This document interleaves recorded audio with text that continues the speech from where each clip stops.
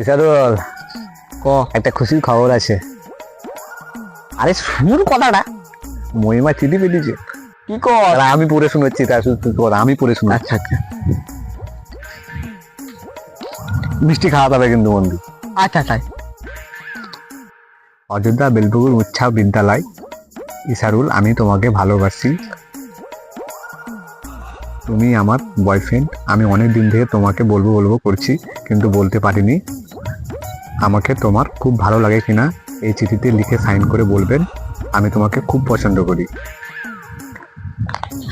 আচ্ছা বন্ধু, মিষ্টি খাবো তোকে। মোমেন, ক আজকে ইসারুলকে মুরগি বানিয়ে দিয়েছি। কি করে?